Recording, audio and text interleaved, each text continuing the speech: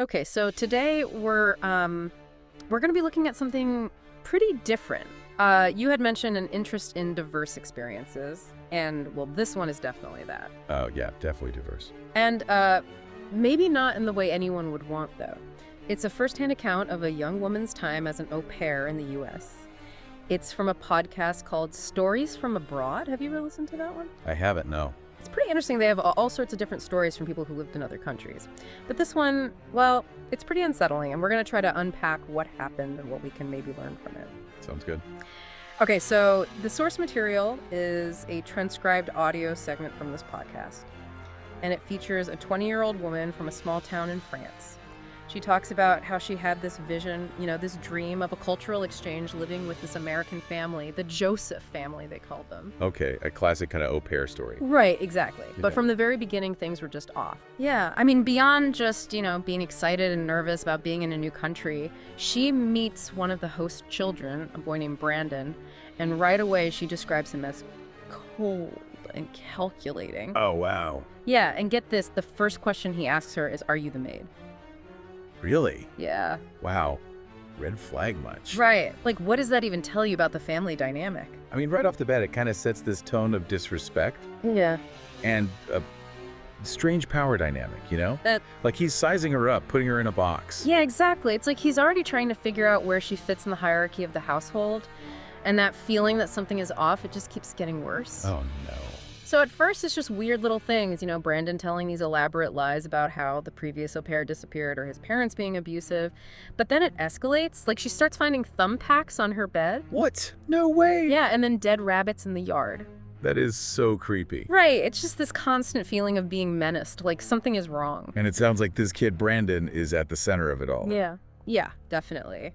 And then there's this one incident that is just truly terrifying. She wakes up in the middle of the night and Brandon is standing over her bed with a kitchen knife. Oh my God. Yeah, he claims that he was sleepwalking, but she doesn't buy it.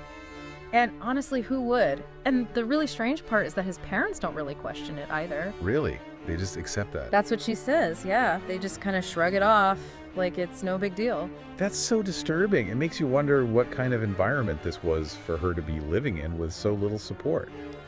Yeah, and it feels like that lack of support from the parents really contributes to her isolation. She's in this foreign country, she doesn't speak the language perfectly, and she's surrounded by this family that's acting so strangely. Yeah, it's a recipe for disaster. Yeah.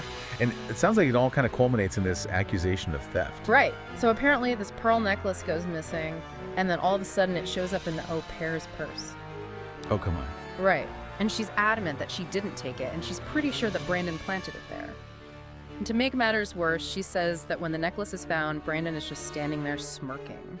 Oh, what a horrible kid. I know, right?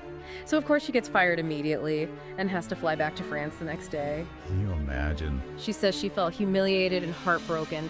It's just so sad because she went into this experience hoping for this amazing cultural exchange, and it just turned into this nightmare. And the podcast host makes a really good point that a lot of young au pairs are in these really vulnerable positions, especially if they have language barriers or are far from home. It's true. I mean, you're basically living in someone else's house and dependent on them for everything. So if things go bad, it can be really difficult to get out of the situation. Yeah, and you mentioned being interested in diverse experiences. Well, this story really highlights the fact that those experiences aren't always positive. There could be these really unexpected and difficult realities to navigating different cultures. Yeah, it makes you think about all the things that can go wrong, even in situations that seem normal on the surface. Absolutely. And the part that really sticks with me is the last thing the au pair says. She says, "Years later, I still wonder, what kind of monster did that child grow up to be?" Oh, yeah. That sends chills down my spine. It really makes you wonder what happened to him and how his behavior affected everyone around him. It really makes you think about the lasting impact these kinds of experiences can have, not just on the au pair, but on everyone involved. So I guess that's the question we're left with. Thinking about this story and the au pair's lasting concern, what does it suggest to you about the potential for unseen vulnerabilities and even darkness, within seemingly ordinary situations? Like, what's lurking beneath the surface? That is a very good question, and one I think we all need to be aware of. I agree.